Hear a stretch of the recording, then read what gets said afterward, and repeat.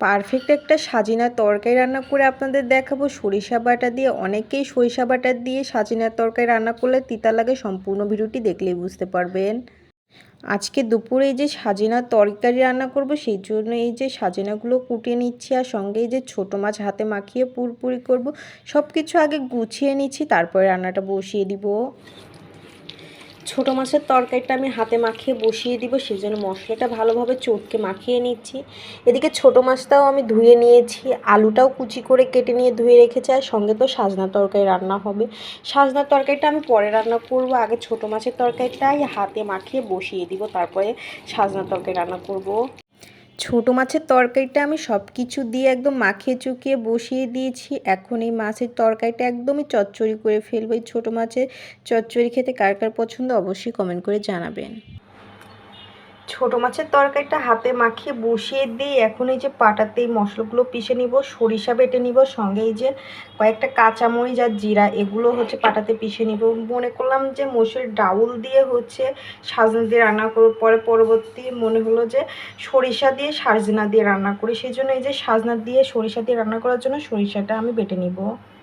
সাজনা দিয়ে যে আমি সরিষা বাটা দিয়ে রান্না করব, আমার পাটাতেই মশলাটা পিষে নেওয়া হয়ে গিয়েছে। এখন বাটিতে উঠিয়ে রাখবো। এই মশলাটা দিয়ে আমি কিন্তু সাজনা দিয়ে রান্না করব। সাজনার জন্য মশলাটা বেটে নেওয়ার পরে এখন সাজনার আলুগুলো হচ্ছে ভালো করে পরিষ্কার পানিতে ধুয়ে নিচ্ছি।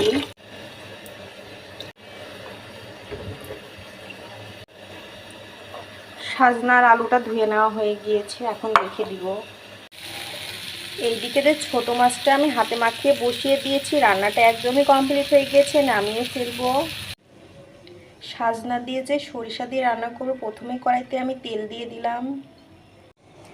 তেলটা একটু গরম হয়ে গিয়েছে, তারপরে কিছু আমি জিরা দিয়ে দিলাম, কাঁচা জিরা। তারপরে বেটে রাখা সরিষা, কাঁচামরিচ, জিরা যে একসঙ্গে বেটে নিয়েছি এগুলো দিয়ে দিলাম। নেড়ে কিছুক্ষণ কষিয়ে নিব। সামান্য পানি দিয়ে দিলাম যেন মশলাটা না পড়ে যায়।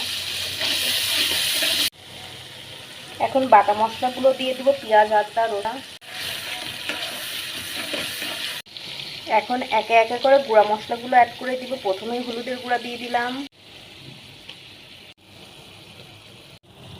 একে একে করে কিন্তু আমি হলুদের গুঁড়া, মরিচের গুঁড়া, ধনিয়ার গুঁড়া, জিরার গুঁড়া দিলাম, ভাজা জিরার গুঁড়া। তারপরে এই যে পরিমাণ মতো লবণ দিয়ে দিলাম। গুঁড়া মশলা টশলা সব কিছু অ্যাড করে দিয়েছি। এখন মশলাটা কিন্তু ভালোভাবে কষিয়ে নিতে হবে। সামান্য আবারও পানি দিয়ে দিলাম। সাজনা দিয়ে সরিষা বাটা দিয়ে রান্না করার জন্য মেন আপনার মশলা কষানো। মশলা যত ভালো করে আপনি কষিয়ে নেবেন, এই সরিষা বাটার টেস্টটাই তত ভালো লাগবে। আর এই সরিষা বাটা দিয়ে কিন্তু সাজনা তরকারি মশলা কষানোতেই আপনি টেস্টটা পেয়ে যাবেন। আর মশলা যদি ভালো করে কষান না, আপনার এমনিতেই কিন্তু সাজনা তরকারি টেস্ট হবে, আর তিতাও লাগবে না। অনেকেই কিন্তু সাজনা তরকারি রান্না করার সময় তিতা হয়ে যায় বলে, কিন্তু এভাবে কিন্তু সাজনা তরকারি রান্না করলে একটুও তিতা লাগবে না।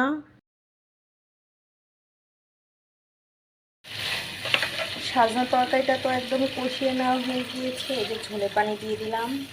ঝোলের পানি তো দিয়ে দিলাম। এই ঝোলের পানিতেই কিন্তু সাজিনা আর আলুটা পুরোপুরি কিন্তু সিদ্ধ হয়ে যাবে। পানি দিয়ে দেওয়ার পরে এখন ঢাকনা দিয়ে ঢেকে দিব। রান্নাটা প্রায় হয়ে আসছে, তার আগে জিরা গুঁড়া দিয়ে দিলাম। জিরা গুঁড়া দিয়ে দেওয়ার পরে নেড়ে ছেড়ে দিব। অনেকেরই কিন্তু মোটা সাজিনা পছন্দ, কিন্তু আমার চিকন সাজিনাই বেশি পছন্দ, সেই জন্য যে সরিষা দিয়ে সাজনা দিয়ে রান্না করে ফেললাম। আর একটু আমার রান্না করে নিতে হবে, এখন রান্নাটা পুরোপুরি হয়নি। সরিষা দিয়ে আমার সাজিনার তরকারি রান্না একদমই কমপ্লিট হয়ে গিয়েছে। এখন নামিয়ে ফেলবো তরকারিটা। তরকারি রান্নাটা আপনাদের কাছে কেমন লাগলো, সাজিনার তরকারি অবশ্যই কমেন্ট করে জানাবেন।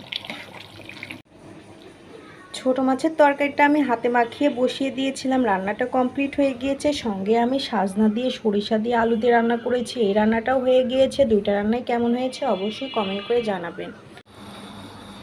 কার কার সাজিনার তরকারি দেখে খেতে মন চাচ্ছে অবশ্যই চলে আসেন আমার বাসায়, খেতে দিব। সাজিনার তরকারিটা কিন্তু অনেক দেখতে ইয়াম্মি লাগতেছে, খেতে না জানি কত মজা লাগবে। প্লেটে আমি ভাত তরকারি বেড়ে নিয়েছি, এখন এগুলো দিয়ে দুপুরে খাবারটা কমপ্লিট করে নিব।